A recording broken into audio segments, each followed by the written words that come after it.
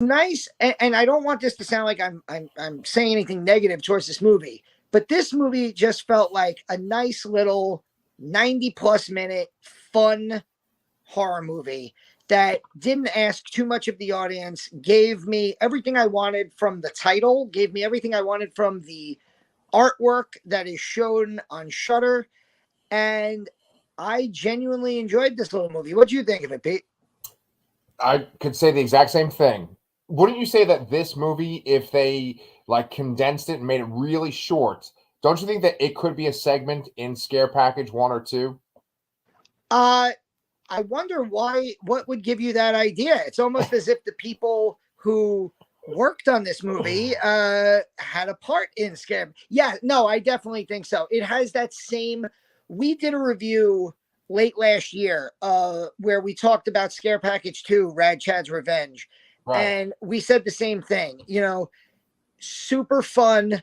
If they put out a new Scare Package anthology horror movie just like it every year, we would watch and review them as long as this channel lasts, because they're just fun and they feel very different. A lot of times when you watch horror today, you're either dealing with a franchise horror movie, right, like Scream, or a franchise, or Halloween Ends, or a remake of something, or like with Hellraiser, or the Texas Chainsaw Massacre, or you're dealing with something that is trying to, like the Blumhouse A24 section of horror always tends to, be pushing the envelope towards more dramatic horror,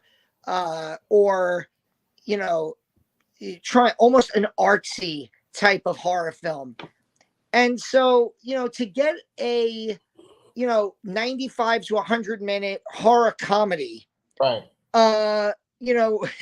with the characters like the characters in this movie, where, I'm sure we'll get into some spoilers for this movie. We don't have to really get too deep into spoilers, but just to make the point that I think Pete and I are trying to make, the name of the demon in this movie is Diomenes.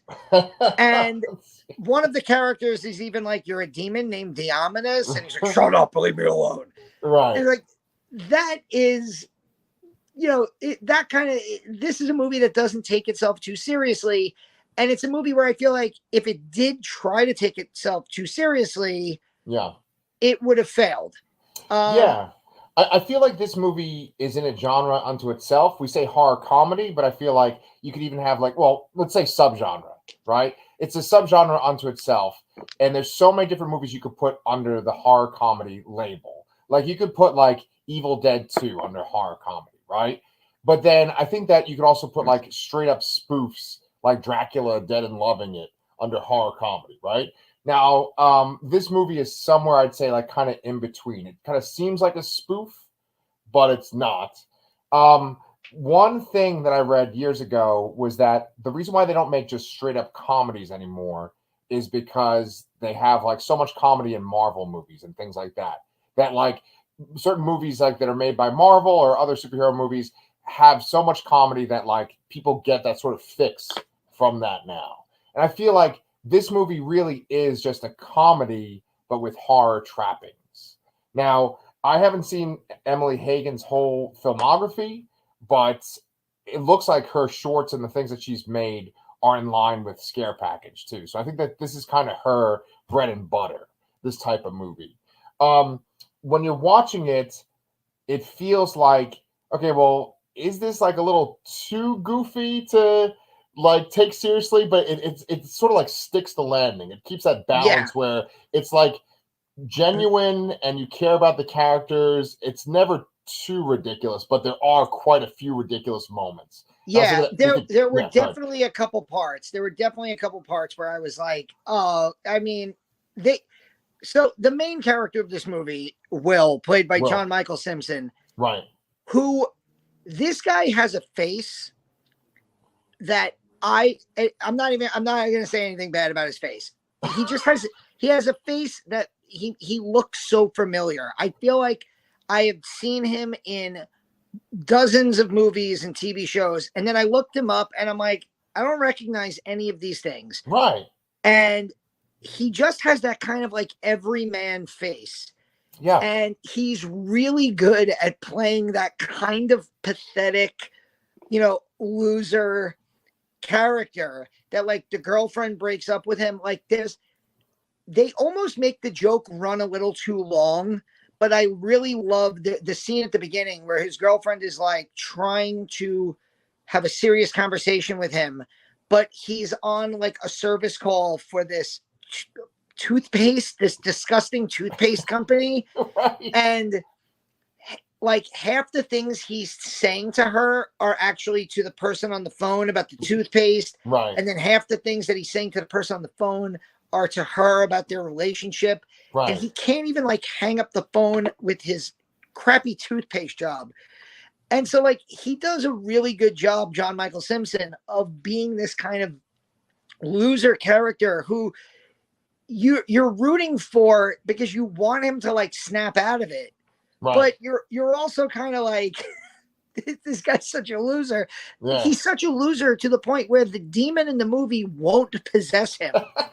Yeah. And to me, that I don't think I'd ever seen that in a movie where like a demon flat out says, I don't want you. Yeah, like get me somebody else.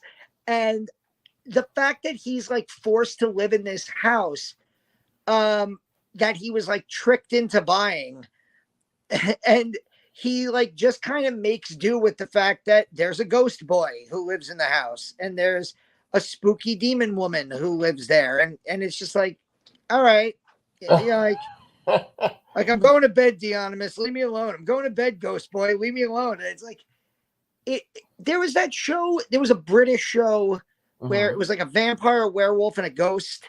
Being and then they made an what is it? Being Human. Love that show. And there were like parts of that reminded me of Being Human. Yeah. See, that's the funny thing, right? Is that I interviewed Peter Hall and Paul Gandersman a couple of months ago, and we had this video on our channel. You guys can go check it out. But they're friends with Emily Hagins. They actually gave her credit in the video. They're like, oh, Emily Hagins is great. They did the cold open with her on Scare Package, right? They Paul Gandersman edited it, and Peter Hall was the producer. And during the interview, I compared their book, The Dead Friends Society, to Being Human. And I think that's kind of, if you look at Cold Open, if you look at their book, The Dead Friends Society, and if you look at this, it's this type of humor where it's like the supernatural's there. You kind of recognize it because it fits these tropes from horror movies. Mm-hmm. And then you sort of like live with it, but it's not like all those movies that you mentioned in the beginning of our video where it's like this A24, someone's living with a demon and it's like, making them flay themselves or like they want to kill themselves. It's like they live with a demon and then they like make cakes, Yeah. Yeah. Like the thing that's bad for them isn't that there's a demon making them like want to rip their eyeballs out. It's they're upset because their girlfriend has moved on to another guy, Yeah. So it's funny. Like I kind of like this brand of humor.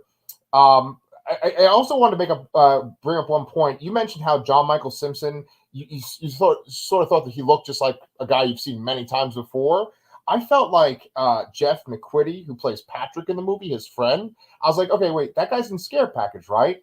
And then I looked him up on IMDb, and then he wasn't in anything either. And I was like, oh, okay. He looks so familiar.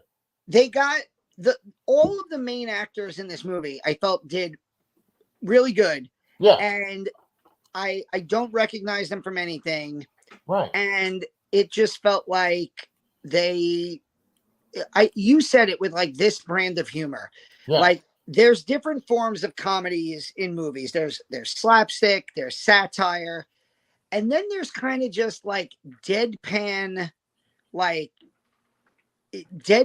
comedy where you accept these ridiculous situations. Right. And like you said, like the way Jon Michael Simpson's character, he just accepts that like weird shit's going to happen in his new house because there's a demon living there and there's a ghost boy who occupies one of the rooms. It's like perfectly, it like he doesn't play it for slapstick. Right. There's nothing satirical about it. It's not a spoof. It's just like deadpan. Like Right. it's just accepting the situation. And because it's such a ridiculous situation, it is funny. Right. And it is very, I think because of that, it is kind of very strange. Oh, absolutely. Yes.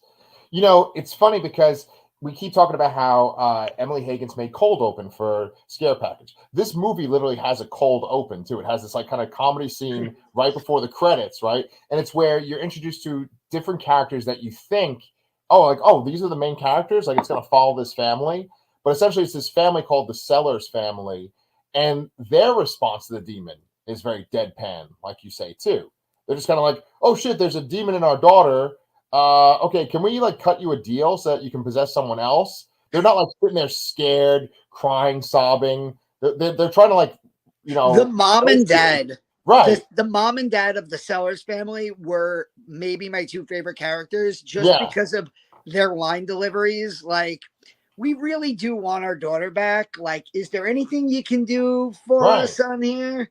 Like, what if we bring you somebody else? Like, it's taking a situation, demon possession in horror. It's taking demon possession. It's taking haunted houses, like tropey horror situations that have been used hundreds, thousands of times in horror films. Right. And it's doing something slightly different with them to make it uniquely funny. Yeah. And I kind of got a kick out of this, and it's definitely the type of movie that I can see myself like just throwing on if I can't find anything to watch, or if I'm tired and like I can't fall asleep at night. I'll be like, oh, sorry about the demon. It was fun. I'll throw it on, and like Scare Package again. We keep bringing it back. It's the same, between Emily Hagins and Aaron B. Kuntz. It's that same, aren't these all like your neighbors? Aren't these all like the Austin horror comedy society? Like, all the people that we've name dropped, Emily Hagins, Aaron B. Kuntz, and then like Peter Hall and Paul Gandersman, they all live in Austin. And then there's even like Keith Lansdale, and he's worked with them. He did The Pale Door. We've interviewed a whole bunch of these people. I want to get Aaron B. Kuntz on here and Emily Hagins too. But yeah, they're all from this area. They all work through this company, Paper Street Productions. I think that's what it's called. I have to look it up. But isn't Paper Street, is that named for Fight Club? That's one of the questions I would ask Aaron B. Kuntz. I'm like, I'm pretty sure that was the whole, like the house that they base everything out of is on Paper Street in Fight Club. Right, their rundown house. And like they've made a whole bunch of movies. You mentioned a couple of months ago The Requiem, right? That's a movie with Alicia Silverstone. Yeah, they made that. They also made that movie Old Man. I didn't see that one though. Do you know what I'm talking about?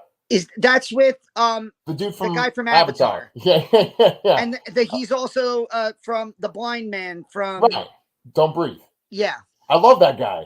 Oh, Stephen Lang. Stephen Lang. He's excellent. Yeah, VFW and stuff, right? Oh yeah. Yeah, he's great. I love him.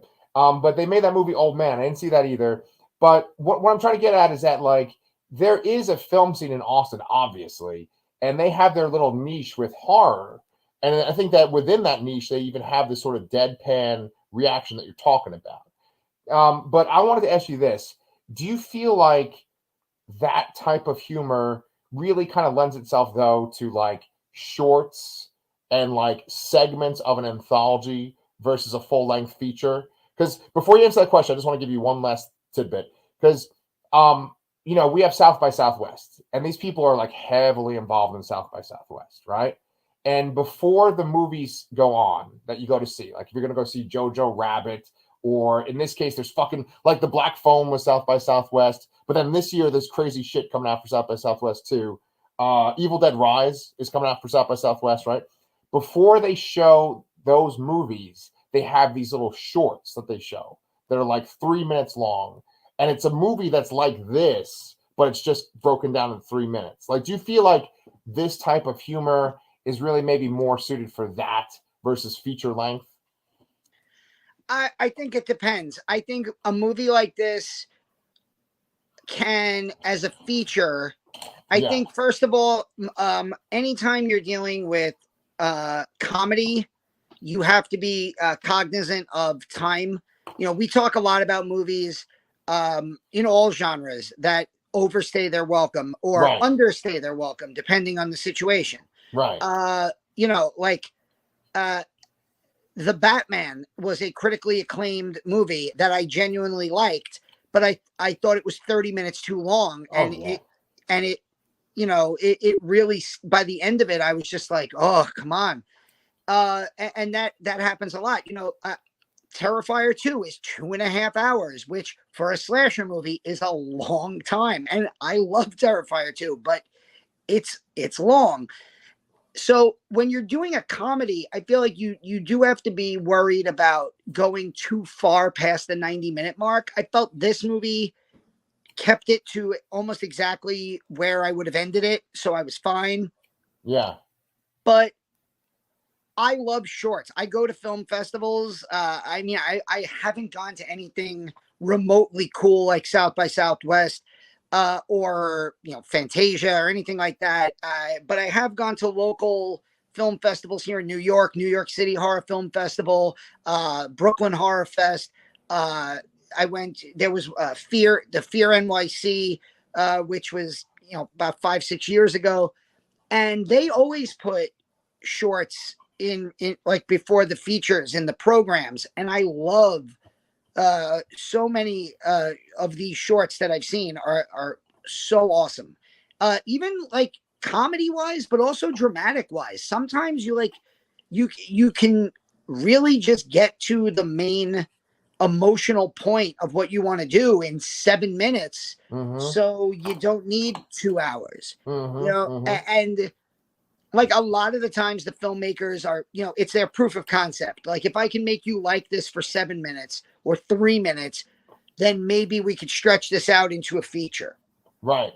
And like I think it all depends. To answer your question, I'll take 10 shorts like this, put into an anthology like Scare Package, and then once in a while drop one of these on Shudder or put it out in theaters. And this movie doesn't have a ton of special effects. I don't think it cost a crazy amount of money in movie, for what movies cost to make this movie. So drop it in a few theaters with with a little word of mouth, and it'll probably make its money back. And I think that would be cool. Yeah, but if the people who made this, especially Sorry About the Demon, are making these yearly, it seems anyway, they've done 2 in 2 years or 2 in 3 years, anthologies like the Scare Package movies, then yeah, I think it would be cool to keep doing those, but also, flesh out the good ideas into, movies like this. And as long as Shudder's around, we're going to keep getting them. So Yeah. It's funny because I always think in terms of like stories of like novels and short stories and things like that, right? Like a movie short is like a short story, and then a novel is like a feature, right? And so like it's funny because there's a feature film coming out soon for The Boogeyman. We should probably talk about that trailer at some point too, right? okay. You saw that trailer, right? It just dropped like yesterday. I didn't see the full trailer. I just saw the little TV clip, and my first thought is this feels like something that was going to go direct to DVD in 2005, like Wes Craven presents one of those movies. So Yeah. I don't know. I'm willing to give it a shot. Okay. But like I really like the short story of The Boogeyman, and I'm kind of curious how they're gonna make it into a feature. And that movie Antlers, that was based on a short story too.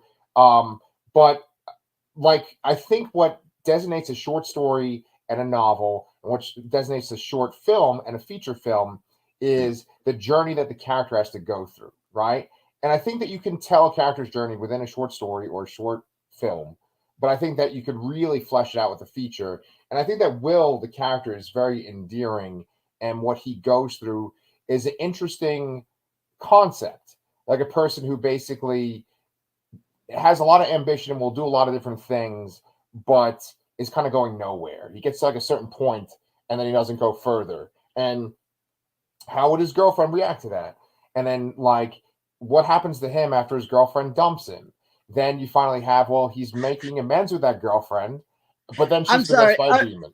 Yes. I'm just thinking of the scene now in the movie where Patrick and the other Amy, who spells her name differently, show up to the house, Right. and she's like, what about these cakes? Is that the demon? No, that was Will. He went through a cake making phase. Oh, Right. what about these wood block? What about this woodworking? Oh, no, that was, yeah, Will did all this woodworking. He was into that last summer. And she Right. keeps going from like thing to thing to thing that Will was into for a little bit. And it's like, I feel like there was a lot of me in there, you know, whether it's, writing, writing full movie reviews and TV reviews for Geeks of Doom.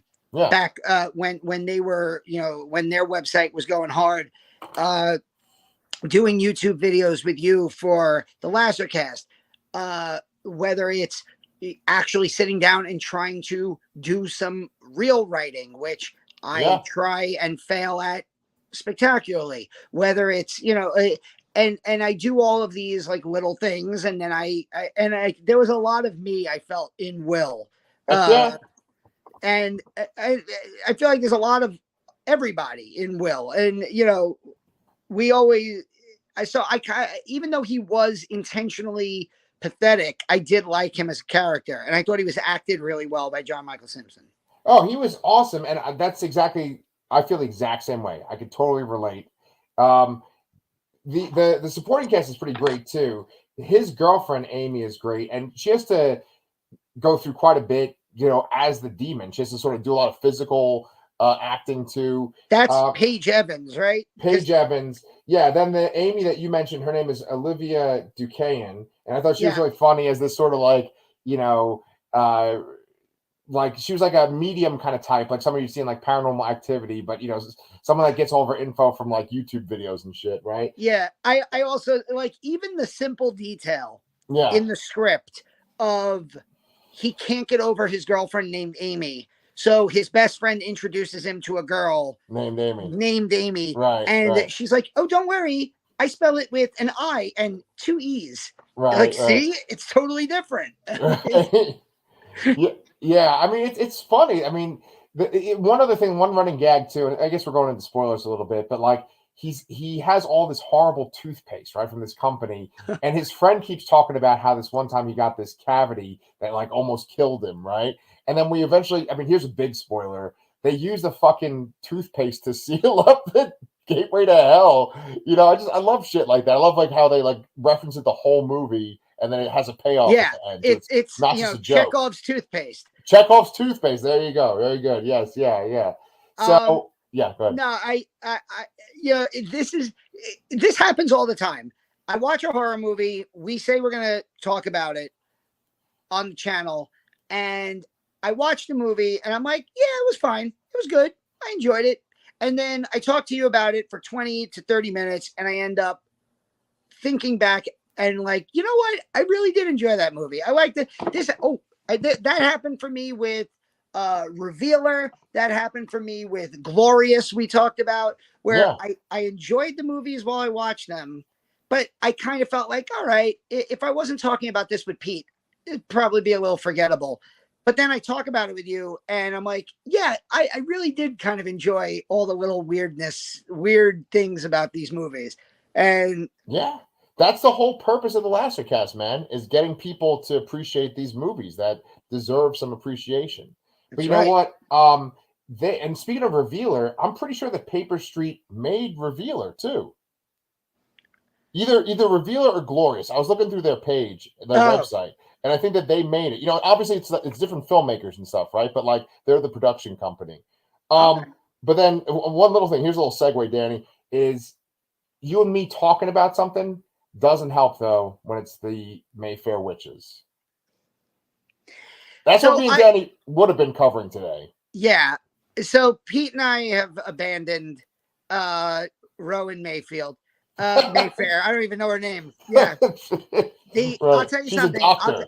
I'll tell you what did made me feel a lot better was you shared with me an article about Anne Rice and how, people who knew her think that she would not have even been a fan of this adaptation. But also I kind of went around on Twitter and I just looked for what people are saying, and we were not the outliers. We were not the ones hating on a show that's been critically praised. Mm-hmm. You and I joked around about, here we go, another sex scene with a bra on, and I tweeted, I'm not enjoying the Mayfair Witches, and also does any, totally not in like a sicko way. Like, are there any women out there that have sex with bras on? Like, it's just weird. And like a couple people responded, they're like, yeah, this show is not good. And no, we don't. And I'm like, okay, good. Oh man. That is like so far away from what we were talking about, but it's true though. I'm not a big perv, at least on YouTube. I'm not, and so like I was gonna say, it's just so weird. It takes you out of it when there's all these sex scenes where people are wearing bras. It's like that's not reality. But it's like, why don't you just turn to the camera and scream like we're on cable, or right. it's PG or PG-13. This isn't HBO. Yeah. But I mean, Danny and I had problems with this show, regardless of the PG porn. It's just, inconsistent characters and really I didn't even once you said you had stopped watching episode 4, I had it on as like background noise. Oh, okay. And I was just like, yeah, you know what? If you're not even going to finish the episode, I'm totally fine. And I turned it off. Yeah. I'll be back for Interview with a Vampire season 2. I hope that, other shows that are made for this Anne Rice immortal universe do a better job. But I really was disappointed in this show. Yeah. But yeah, the good thing is we don't have to cover that, and we could look forward to covering other things, like a certain 5-hour documentary that just got dropped on Shudder that we helped campaign for. With our good friend David Weiner. Yes. In Search of Darkness 3 is out on Shudder now. It is 5 hours long, and I will be starting that crusade probably after work tomorrow. Nice. I've been running myself dry with going to the movies. I put out a review of Infinity Pool, a short review. I went to Alamo Drafthouse to see that. I'm actually going. You can expect me to record another video a little bit later. I'm going to Alamo Drafthouse tonight at 9:30 for the splatterific mystery movie. Oh, cool. No idea. Yeah. I bought a ticket on a whim. It was like $10, and I'm excited to see what this movie is. I was at Nighthawk Cinema last night for Escape from New York from a little director named John Carpenter. Oh, yeah. Yeah. So they keep putting these classic movies and really cool events out at the Nighthawk and the Alamo by my house. And, if they're late enough at night and I'm not needed for anything, I usually just grab a car and take like a 30-minute drive to go check them out. Nice, you're lucky. But yeah, In Search of Darkness 3, and we still want to try to get to Possession, which is on Shudder. Yeah, I'm down for that, man. Yeah, and then it's Valentine's Day's coming up, so maybe we do something for that. I'm always looking to open more eyes about Unmasked Part 25. Dude, I should have. I just interviewed Joshua Milliken, right, who used to work for Dread Central. He was the editor-in-chief of Dread Central for a while, right? And he's interviewed a shit ton of people. I mean, he's interviewed Benson and Moorhead and the Soska sisters, and I mean a shit ton of people, right? And I wanted to ask about Unmasked. I totally fucking forgot. But while we're doing our little plugging, Before we even get to Valentine's Day, though, I really need to put out our best of video, which I've been editing. I just have been real fucking busy with work and stuff, but I think I could probably get that out maybe by Thursday of this week, right? Because tomorrow's Wednesday. Then get out part 1 on Thursday. I have that Joshua Milken interview that I just mentioned, but I also have an interview with Clay McLeod Chapman that I did that I need to edit and get out there. I have a video with Cody Goodfellow that I need to get out there. And I think that, if Aaron Kuntz is interested and Emily Hagins, maybe we can get them on here too. But yeah, we should definitely do Possession sometime soon because I really enjoyed that movie a lot. Yeah, definitely. And I'd also I'm really excited. My horror movie club is going to be voting on which Jordan Peele movie to watch for our February Fright Club. Nice, man. I'm kind of hoping Nope wins because I'd like to rewatch Nope. I actually only saw it the one time in theaters, but then I'm also kind of rooting for Us, and I think Us would be an interesting one to watch. I mean, I've seen Get Out so many times at this point that I'm kind of just rooting for not that one. Right. Well, I mean, we talked about Nope during our best of. That's a little spoiler for the video, but all the shit that me and Danny have been talking about, if you guys are interested in any of this and you're not subscribed to this channel, now's the time to fix that. Because we have horror content coming out at least once a week, but often multiple times a week. And we're also on Spotify, and Pete turns everything into a podcast, and we're out there. Yeah, good, man. Good job plugging. Actually, I need to go bounce over to my other channel, Comic Books Transformed, where Brian and I are talking about the new DC announcement that James Gunn just dropped today. But Danny, as always, it's a pleasure talking to you, my man. And we will see you guys next time.